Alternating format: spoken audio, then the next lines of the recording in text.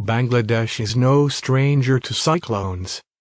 The people of this land have had to live with such extreme weather events since as far back as modern history goes, with increasing frequency in recent years. Yet it is small comfort when life becomes a roller coaster and you have to rebuild it, again and again, just like survivors are now set to do in the aftermath of Cyclone Yaas.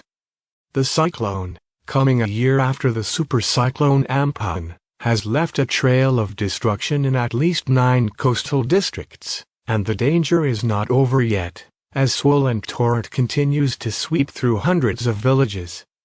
According to initial reports, numerous houses, farms, fisheries and even roads lie submerged after embankments holding back the rivers crumbled, or were partially damaged, in many places. Many bridges, culverts and tube wells were also ruined. It may take days before we get a fuller picture of the devastation and damages caused. According to one estimate, 8 people died on Wednesday and 3 more on Thursday, as a result of the cyclone.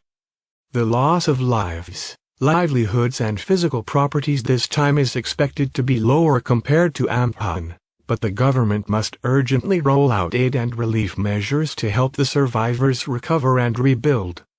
This is going to be a huge task, with the regular communication channels disrupted in many areas. We expect nothing less than a well-coordinated drive from the authorities so that no one affected by the cyclone falls through the cracks.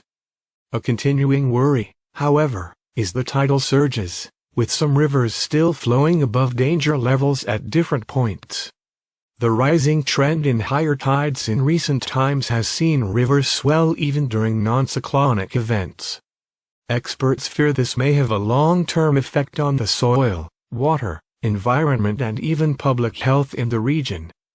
Before Yaas, in the last 4 years, the Bay of Bengal alone had reportedly seen at least 12 cyclonic storms.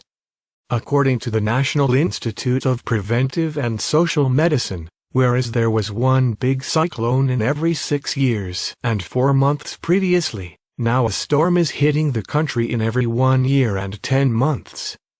Even though the death toll from cyclones has significantly dropped in the last few decades, because of Bangladesh's increasing disaster response capacity, the fact that the incidence of cyclones and tidal surges is increasing calls for a longer-term plan.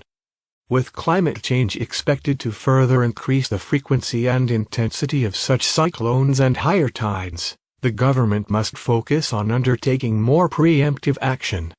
There is a need for more funding and more grassroots involvement to help the communities living in the coastal belt, so they can better stand up to these disasters. Reducing poverty and boosting their access to social safety nets are also paramount. But right now, the priority, of course, is to make food and medical supplies available to the Yaas survivors and also help them rebuild their lives through financial and other forms of assistance.